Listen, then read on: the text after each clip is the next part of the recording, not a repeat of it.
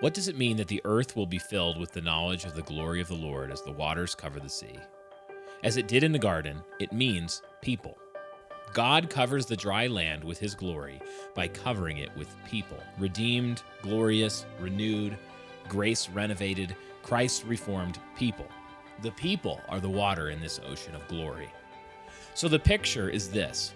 As God multiplies regenerate image bearers of Christ on the face of the earth itself is slowly set apart as Holy of Holies, the place where his very presence dwells. No more will the divine presence be confined to a 15-foot by 15-foot room. It will be coextensive with the entire earth, with every cubic meter of land inhabited by his redeemed people from every tribe and tongue and nation. As in the garden, marriage plays a central role in God's mediated fulfillment of Habakkuk's promise. This becomes especially clear as you continue making your way through the minor prophets and arrive in Malachi 2:15, where God rebukes the people of Israel in part for their failure to faithfully produce and disciple godly offspring in their marriages, instead walking in covenant-abandoning fecklessness, destroying their marriages through divorce. Right there, staring out at us from the prophet's rebuke, we see that one of the central means by which God intends to thus cover the earth is marriage. Marriage, and I mean your marriage, my marriage, every Christian marriage, joins in with the project of Habakkuk 2:14 as it sanctifies its members. It joins in as it produces and disciples godly offspring in the fear and understanding of the Lord. It joins in as it sends those offspring out into the world to work the ground of the garden soil with the seed of the gospel. It joins in as marriage homes become centers of hospitality and evangelism over dinner tables with single friends and unbaptized neighbors. What I'm saying is that marriage is intended by its architect to be a creative force, a means by which two become 3 and 4 and 5 and 11, not just so wildernesses are tamed and gardens are planted, but so that images of God would multiply over this spinning globe we call home. Marriage in Eden is a square-foot garden that, over the centuries, swallows acres and hectares and continents until the garden of the glory of God covers the face of the earth as waters cover the sea. Marriage is about setting apart every acre for his glory. Redeemed marriage mediates divine holiness to a cosmos starved of the same. Marriage is, in other words, anything but mundane. Even its mundanities are glories. Even its miseries are majesties.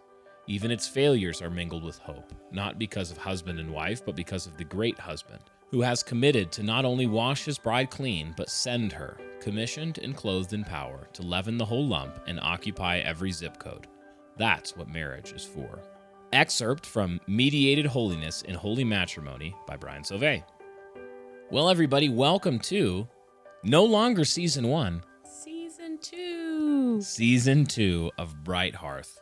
I'm Brian Sauvé, joined as usual by my lovely bride, Lexy Sauvé. Lexy Sauvé. Lexy Sauvé. How you doing, babe? I was looking at my name written on something earlier, and I was like, I still can't believe I'm Brian Sauvé's wife. I'm Lexy Sauvé. So sweet. Well, we hope that you guys enjoyed and were edified, built up by Season 1, where we walked through the homes of the house and we asked, really, what are the duties and the arts of domesticity in the productive Christian household? In this room of the house, how can this room serve the productive Christian household, the kingdom of God? And this season, we're actually still all about the productive Christian household, but with a special emphasis on one of the central hubs of the productive Christian household, one of the main engines that drives the household, either into productivity and joy and peace, or an engine that drives the household into stagnation and angst and strife. And I'm talking about marriage. And leaky roofs. And leaky roofs, to use some proverbial language there. We're talking about marriage.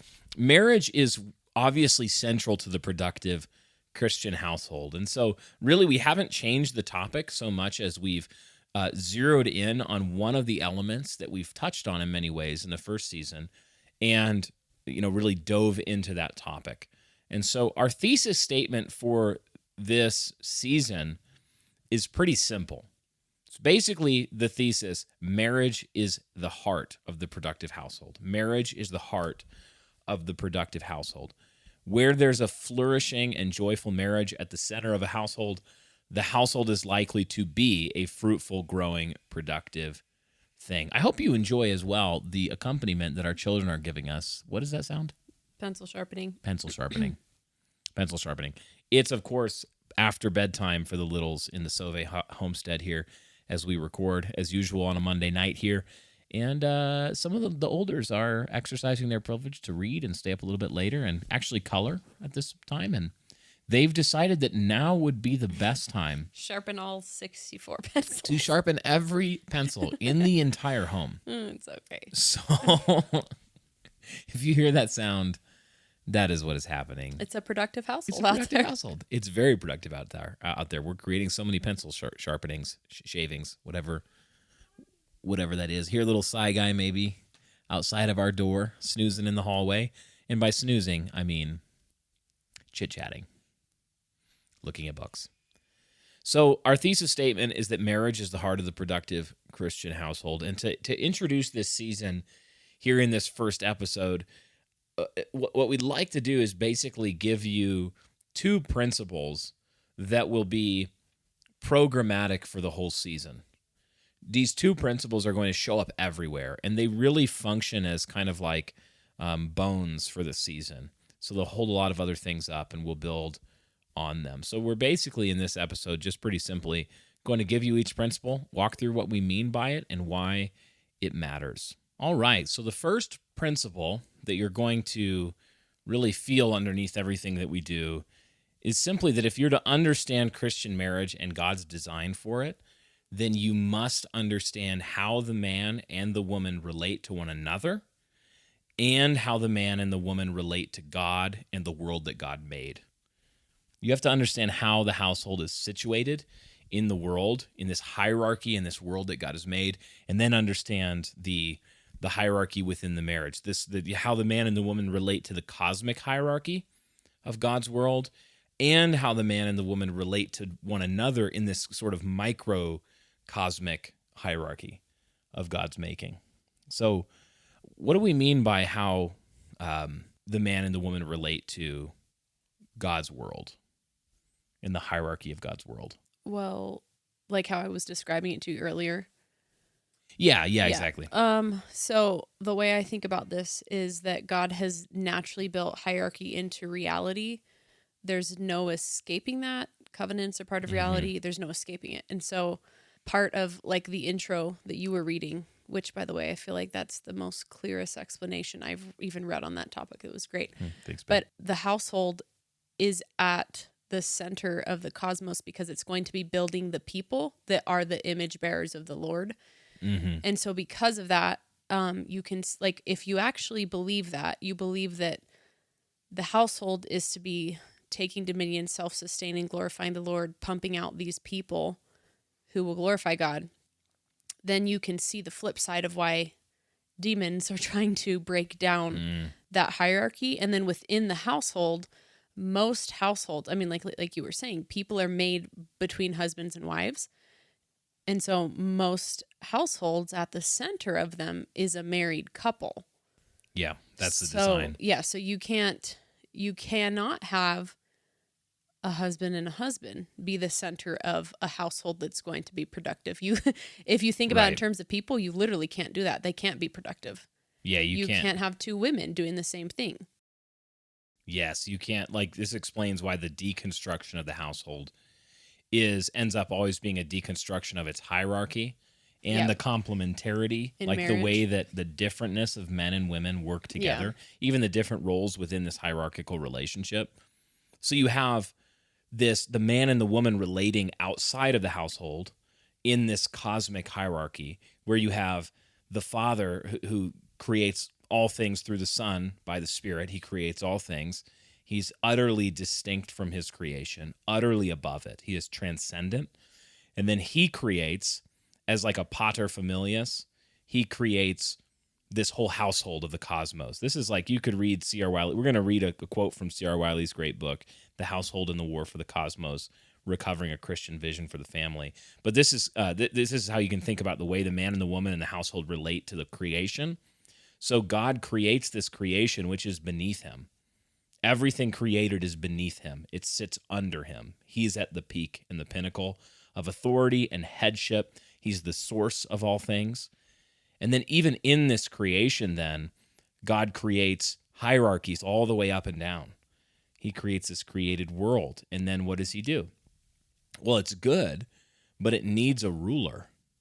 It needs someone to act in his image, to rule this world and order it. Just as he has ruled and ordered the whole cosmos, he makes this man, Adam, to rule in his little globe, to rule on the earth.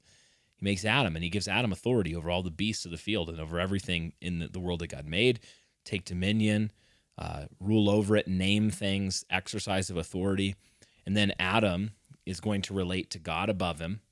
He's going to relate to the creation below him. And then God creates this woman to be beside him, Eve. He takes the woman from his side, and he basically, it's a picture of the gospel. The man is, he goes to sleep in like a picture of death. The woman's taken out of him. The bride is taken out of him, and then they're united in marriage. And then they are together going to be like king and queen in this world that God made. And but then even think about the way that God built hierarchy into the man and the woman in the marriage. They also relate to all kinds of human hierarchies, like church. Yeah. Like we have. Yeah, it's inescapable. Yeah, in the church you see elders and pastors and elders, teachers, bishops, overseers, presbyters. There's this authority structure that the man in the marriage and the woman both are called to submit to. Obey your leaders. Obey your Hebrews 13:7 and 17 would be some text there. They make civil authorities.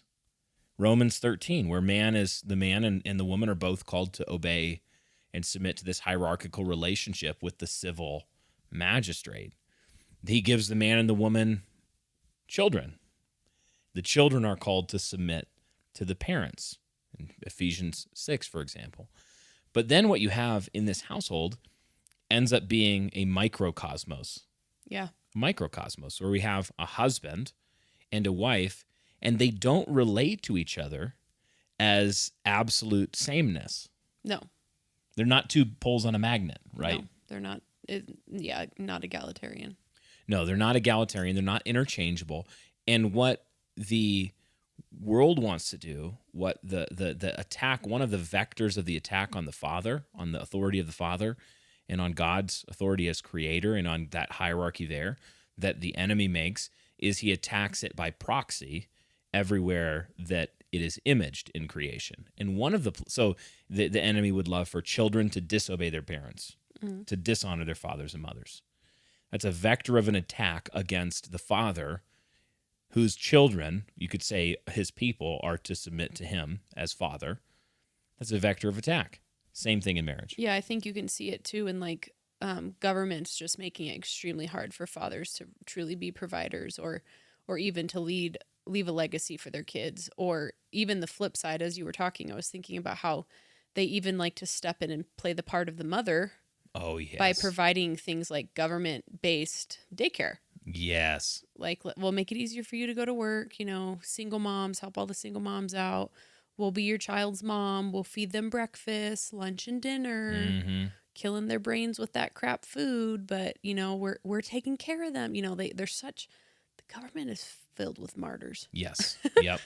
And what is that? It's a vector and attack on God's hierarchical authority structures that he's built that are supposed to display his facets of his glory throughout his creation. Actually, I pulled this up because you reminded me of it. Someone was trying to dunk on Pastor Douglas Wilson, and they said basically, like, one wonders why him and his church put so much emphasis on wives submitting to their husbands, Ephesians 5:27, and not citizens being subject to the governing authorities, Romans 13:1, exact same Greek word. And Pastor Wilson responded, if the husbands I know were behaving the way our current government is behaving, I would want all women to be Abigails. Wouldn't you? Oh, man. I was like, so good. Abigail and her foolish husband is the reference there. But that's a great illustration of this same principle, of the edges of the principle and of the principle itself. Civil authority is a real hierarchical good authority that can be as dew that comes on the grass, like the Psalms talk about the kings. Yeah, where is that? What psalm is that? One of them, Psalm 72, where as dew on mown grass shall he be, the king and his rule. It's ultimately pointing at Christ, this Davidic king. Good civil authority is a gift. Like, and you don't know how good of a gift it is until you've had bad civil authority. Like, if you live in communist China or North Korea, and then you escape and you even experience imperfect civil freedom in another country, you will be wildly thankful for good. It will be like rain on mown grass. Yeah. So civil authority, but they're in the middle of this marriage relationship. To understand marriage and God's design for it, you really have to understand how the man and the woman are made to relate to each other, what kind of things they're supposed to be preaching with their relationship in God's design, and then also how those two relate to these other spheres of authority and hierarchy. So you're hearing us use this word hierarchy in marriage, and I think it's important that we understand what we do and don't mean by that word, and why we would choose to use a word like hierarchy, even knowing that it is a very loaded term. Because one of the things that you see in this discourse about manhood and womanhood and marriage, you'll see people say basically like, we're not talking about a hierarchical relationship where a husband is the head of his wife and the woman is to submit to her husband. They'll say like, we're not talking about a hierarchical relationship. It's a complementarian relationship where they complement one another, not like compliment like you look so good today, but like puzzle pieces complement with an E one another. So you'll see people say, basically, we're not saying there's any kind of hierarchy. And they'll be really allergic to that term. Even people who have... I think they literally even say that word for word in Grudem's book. Oh, yeah, I think so. I think Mark Driscoll said that, like, no to hierarchy. And then he would say, like, no to hierarchy, no to egalitarianism, but yes to complementarity. I think we're going to have a whole episode on this. Yeah, we are. We're going to talk a lot more about this. But one of the things that we think is that you should actually be perfectly comfortable with the word hierarchy in the home. You should be perfectly comfortable with that word. It's not a bad or scary word. And for the same reason that you should be totally fine with using the word hierarchy in the civil sphere or in the church. In the church, there's a hierarchy. There are elders who are leading. They are genuinely in authority. They're heads. And then you have churchmen and churchwomen. You have members of the body who are called to submit and obey their pastors. It's hierarchy. You have in a marriage, you have a husband who's the head of his wife. You have a wife who's to submit to her husband. It's hierarchy, right? Like, it's just hierarchy. It's just what it is. The reason that we started getting really allergic to that term is basically because of modern feminism and egalitarianism. Because of the feminists. Because of the feminists. So we tried to come up with like ways that would appease them to say like, well, they're equal but they're just different. And we're like, well, of course they're equally God's image bearers. They're equally valuable. All those things are true, but they're not equal in authority. There's a genuine hierarchy, right? Like this is just Ephesians 5:22-33 and other passages. So what we're talking about right now is kind of like what we would consider to be boring, historic, patriarchal sort of Christianity. Yeah. Puritan. Yeah. Go read Googe's trilogy on marriage and you'll see like, oh yeah, this isn't something that all those masculine, manosphere Gurus, guys are into. No, this is historic Christianity. This is old historic Christianity. And what you'll find is that it's very reasonable and that the principles have been worked out long ago. We don't have to reinvent them. So an example of this, understanding how hierarchy works and authority, again, what we said is that you have to understand how the cosmos work and how the microcosmos works.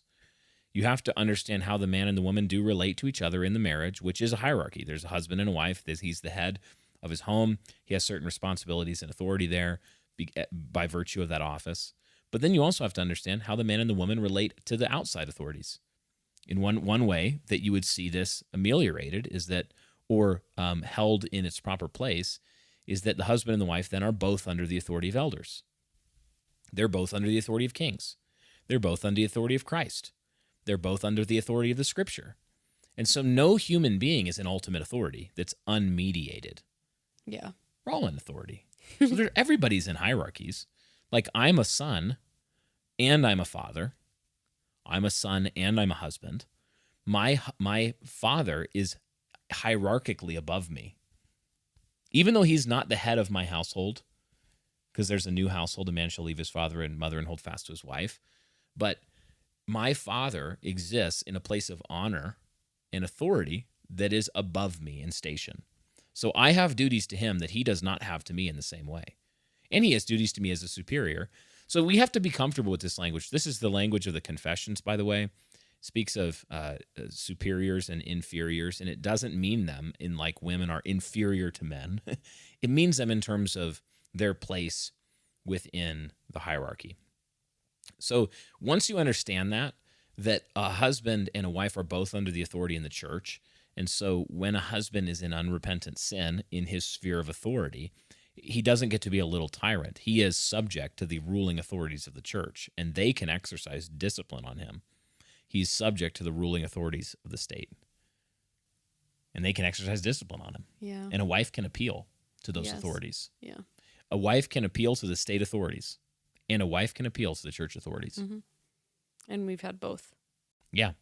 Can you talk to that maybe a little bit about how that gives, how the relationship of the authorities gives safety and checks and balances? Yeah, I mean, I remember we had a pretty lame situation early on in the church where the husband had committed a crime against the wife. And I remember it was you and another pastor that sat down with her and I, and you guys, she didn't want to go to the authorities at first. And you guys explained to her, like, this, in some ways, this is outside of our court. Yeah. Like, it is their job to protect you. Like, God gave them the job of protecting you in this way. And she needed that ultimately. Yeah.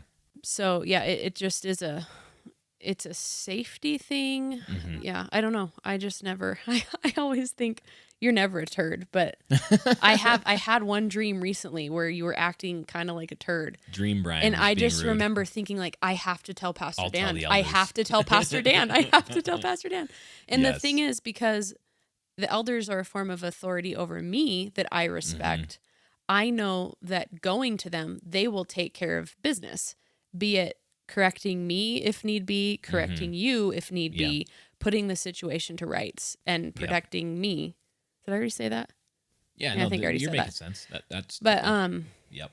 yeah, so It gives covering and safety.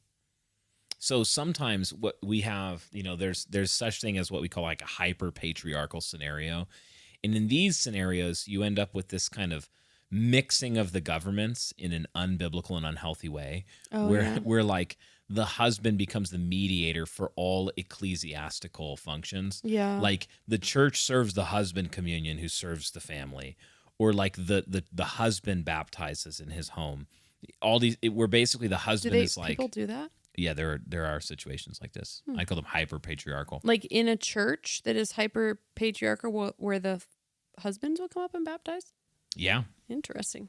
Okay. Yeah, there's a collapsing sometimes of these spheres where the husband becomes basically like the pastor, the king, and the husband. And the reality is a husband functions in like kingly ways. He rules in his home in certain ways. That's what patriarchy means father rule. He is to be priestly and, meet and represent, bring the family before God, in a priestly way, a lower priestly way, priesthood of all believers, right? He's to, function in these ways, but in a way that recognizes the legitimate authority that he is under, that his wife is under, and so to recognize that they have jurisdiction to where the pastors can actually come into the house and they can say to the husband, you need to repent to your wife. You're sinning against your wife. Even to the state where the wife can appeal and say, husband, you are not allowed to, for example, abuse me or the children. Well, and I think physically. too, correct me if I'm wrong, there are certain things that you guys as elders legally, if you are bound by law to report, correct? Yeah, pastor, and pretty much anybody in certain types of work, pastoral work is one of them, should be aware of mandatory reporting laws. And they should honestly, whether there are mandatory reporting laws or not, they should be completely clear on their ethical, on what God would require of them in terms of reporting crimes to the civil magistrate. So you see, like, in our church, if someone is let's say a man hypothetically is beating his wife or his children. We don't, and I mean like we know, like we know this man he's laid hands. Yeah, he's laid hands. It's not just like someone said that someone else saw, that someone thought that maybe his cousin thought that he was, no, like if we know, then of course we're going to pastor that family, and we're also going to let the civil authorities bring justice, retributive justice. That means that there might be charges pressed. If there's child abuse or sexual abuse or things like that, it's an automatic, we call authorities, because that is actually, at this point, our jurisdiction doesn't encompass retributive justice of the state. We have the keys of the kingdom. They have the sword. The family has the rod of correction. They're different things. They relate to each other. So a lot of the issues of like hyper-patriarchy or egalitarianism get cleared up when you understand how the man and the woman relate to each other in this microcosmos, and how that microcosmos relates to the rest of God's world, to God and his other authorities. And it really deals with a lot of nonsense when you understand that. A lot of the nonsense in both directions. Because seriously, you do get very quickly certain camps like silly stuff. Like husbands saying, like, should I spank my wife to correct her and stuff like that? And I'm like, I wouldn't even really spank a 15-year-old. Like, you're moving to different. I'm not saying don't like lead in your home and help your wife repent of her sin and all, like, do exercise strong leadership. But you get stuff like that, or like, should a husband force himself on his wife if she's won't be sexually available? Like, it's obviously not. You meathead. Like, that's the answer is like, no, you're reaching for the wrong tools in exercising your authority. So it's always Christ-like authority that we're aiming for. It's always lay your life down. Lead with courage. Do say the hard word. Do bring the needed correction. Do all the things that Christ would do, but do so laying your life down. Right? And that really deals with a lot of the nonsense. Yeah, and letting Scripture define what that leadership looks like, not pop psychology. Yes. Or Beth Moore. Yeah, like everything is abuse, or everything is marital rape. Or let's just completely redefine consent. Right. All of a sudden. So you have to be really skeptical of a lot of this nonsense. And what you have to see is that a lot of it does, like you said, a lot of it comes back to deconstruction. Can you read us that quote? There's a section in Esalen here. I'll do my best. Not in Esalen. In C.R. Wiley's book that we wanted to... Till the end of the chapter, like I said? Yeah, it's a couple paragraphs, but it's really good. In the pre-modern world, a father gave his household its vertical dimension. That's because you must have hierarchy when serious work is to be done.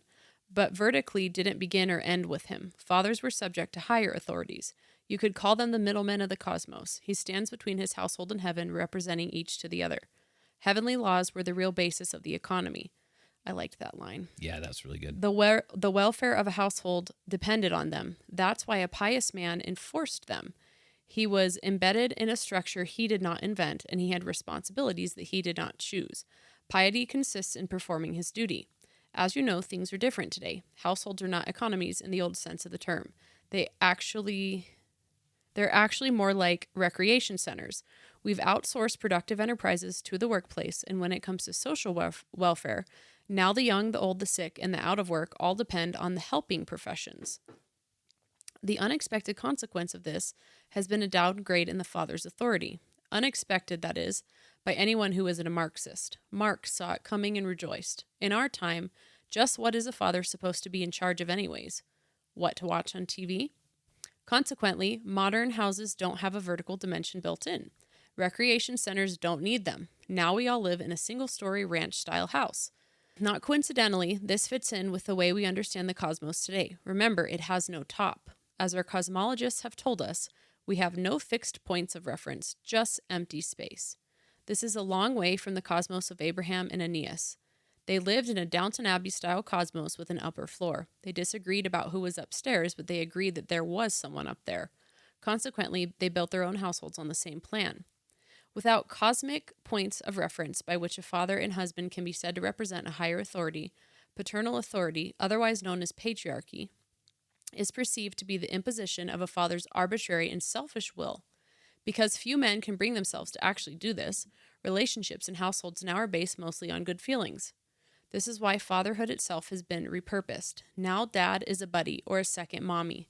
Heather always has two mommies, even when one of them is her father. The goal of the friendship and nurture is the happiness of the child, as in, I just want him or her, it to be happy. This is one more reason why piety itself has been downgraded to a walk in the garden. It is hard to see how duty can apply to the modern family.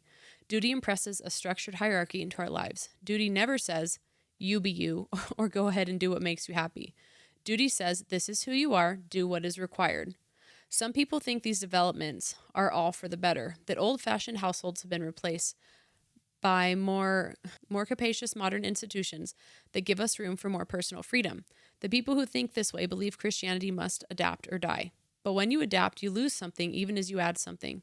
And if you do that often enough, you can become something very different than you were when you began. At what point do you lose yourself and lose the faith? Perhaps the people that want the faith to adapt actually want the faith to die. But is adaptation the only option? G.K. Chesterton, the English wit and Christian apologist, once said, the Christian ideal has not been tried and found wanting. It has been found difficult and left untried. What I am going to say next will be hard to hear because it will be hard to put into practice. But I believe that if we try, Christianity can do more than survive. It can thrive and it can even win. Amen. And so much of that bridges us really into the second principle that's going to undergird so much of this season, because we're trying to build, like when we talk about productive Christian households, we're trying to build marriages in a world that is intent on tearing marriage down. We're trying to build households in a world that is intent on tearing households down. We're trying to build in the ruins of something that once was.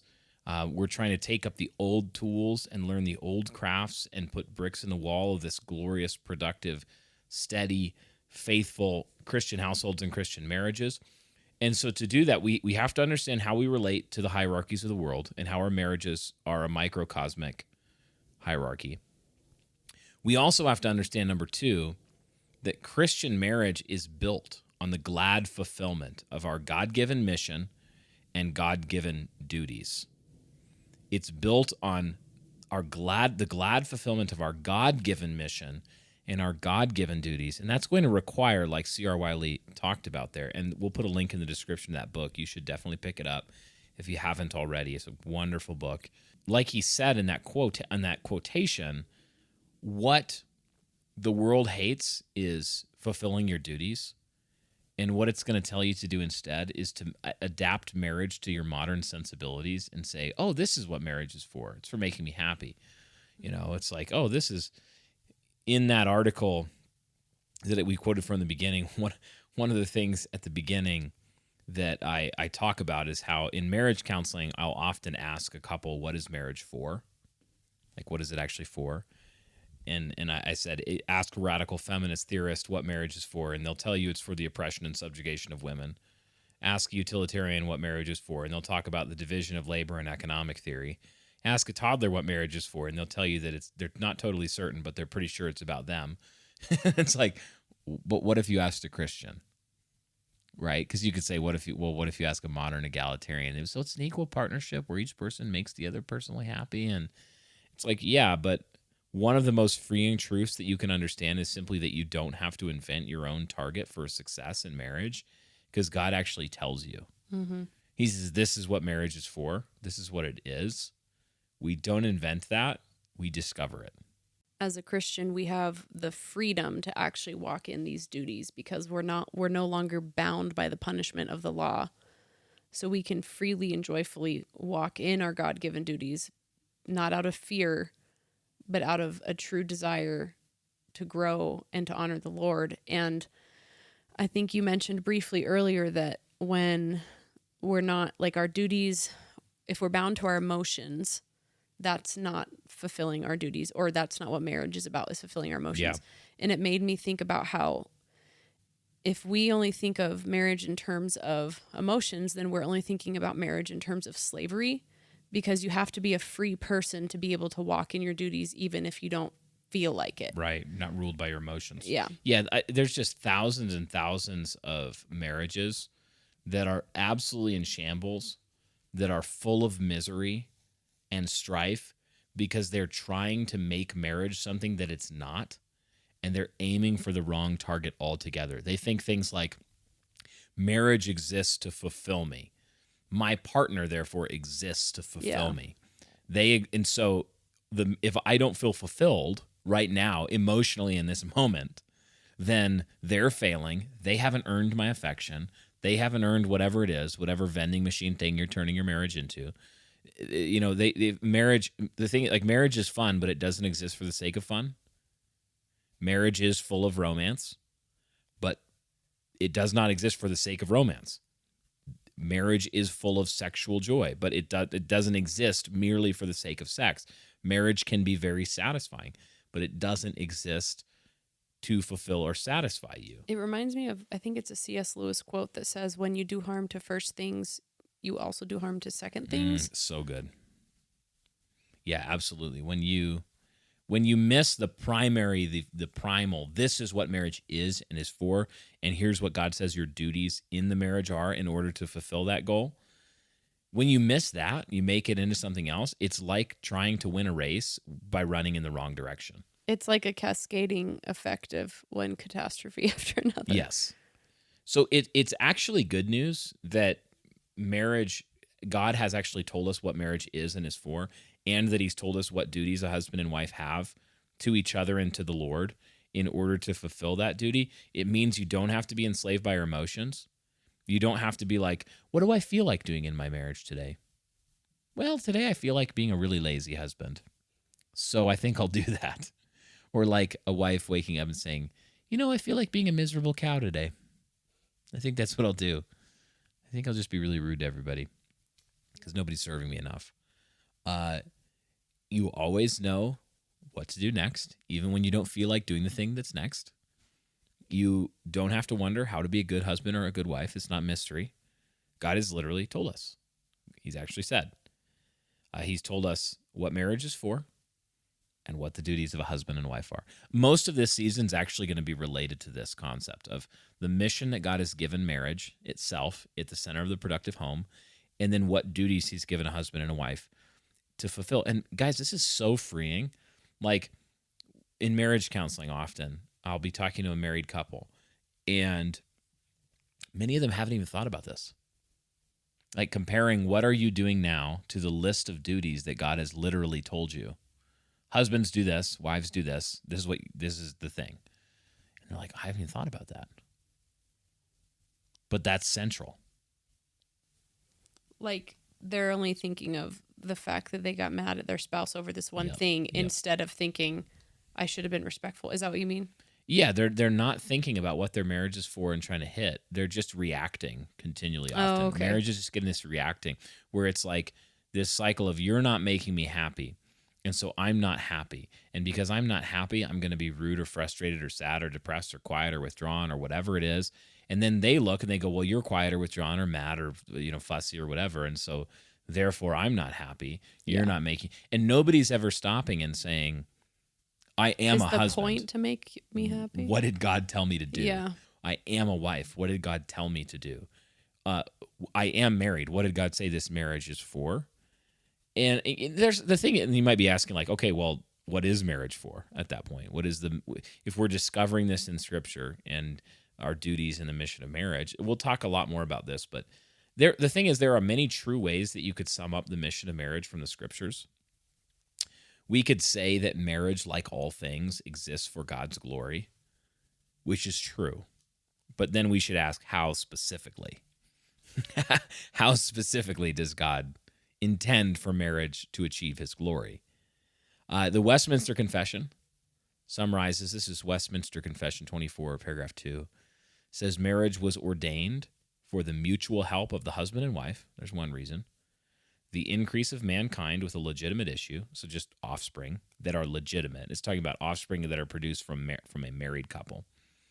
And of the church with an holy seed, so children who are born within the household of the Christian covenant. And then finally, and for preventing of uncleanness. And they literally mean marriage is the covenantal framework for proper sex, for proper and holy sexual relations. So that's one way. That's really good. We could say that marriage exists from Ephesians 5 to serve as a living, three-dimensional technicolor parable of Christ and his church, which actually would then tell us a lot about how it's supposed to work. This is exactly what Paul does in Ephesians 5.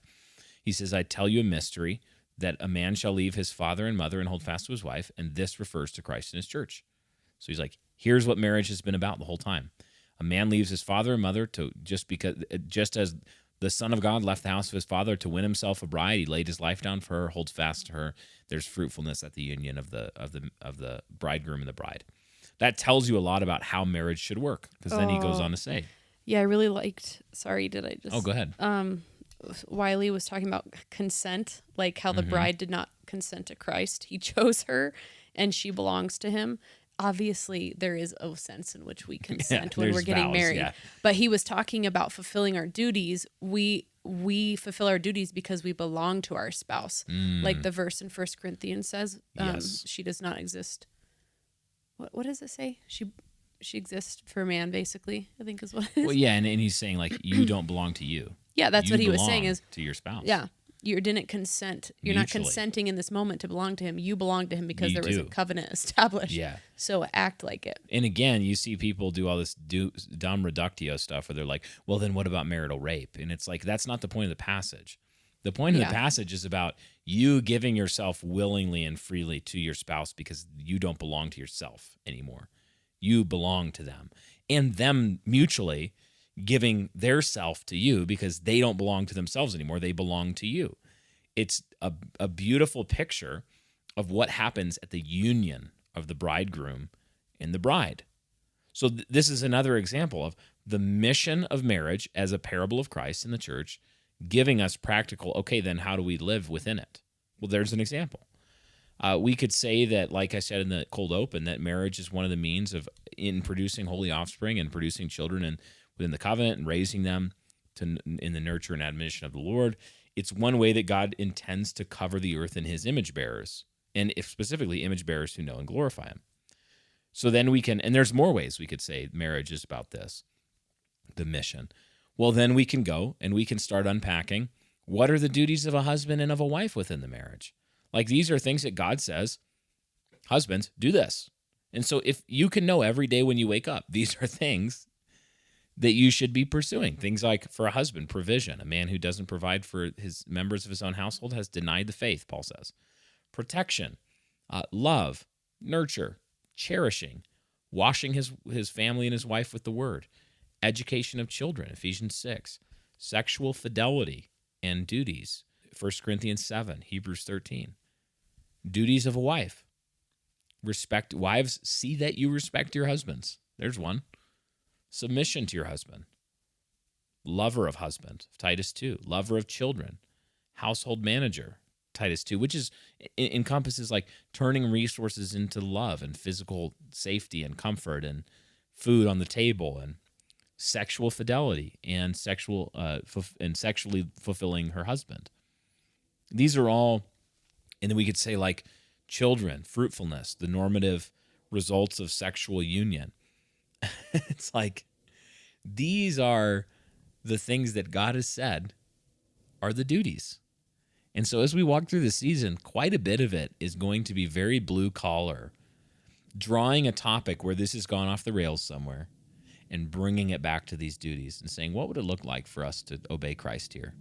What would it look like for a husband to just obey Christ here? What would it look like for a wife to obey Christ here? And a lot of the time we want to go, well, hang on. But this is what they're doing. Yeah, or like, you don't understand my history. Yeah. My abuse history, or what my family was like growing up. Or my personality. Or my diagnosis was XYZ. Yeah. I have dunatalichiosis, my husband Nemius. Like, did you just say you don't like your husband, but kind of vaguely Latin sounding? No. I got this diagnosis from a therapist. They were licensed. Unlike you. Yeah. You're like, I think God is probably licensed. And, he's probably licensed if that matters. So much of this season we're going to be unpacking these principles and relating them to just different aspects of marriage and different practical aspects. We really hope that this season, and we're laboring to make this season very practical, very blue collar, directly attaching the principles to moments and actual circumstances of your life. So, any last words, babe, before we wrap up? Not that I can think of. Okay, well, Lexy and the baby in her womb are going to go to sleep now, as am I shortly. So thanks for listening, guys. As always, one of the best ways that you can continue to make the show possible and support this work is by becoming a supporter over at patreon.com. We do have a link in the description to our patron channel. And if you sign up, there we have some tiers where you get things like our Feed the Patriarchy mug sent to you at no cost. Things like every single week we produce an extra episode called In the Kitchen, where we talk through different principles from the episode, practical things, answer listener questions, and more. And if you sign up today, not only will you get access to the In the Kitchen that released today, you'll also get access to our whole back catalog of In the Kitchen episodes, which at this point is 25 or 30 episodes and growing. So sign up there, help make this show possible. And as always, may the Lord bless and keep you, cause his face to shine upon you and on your households.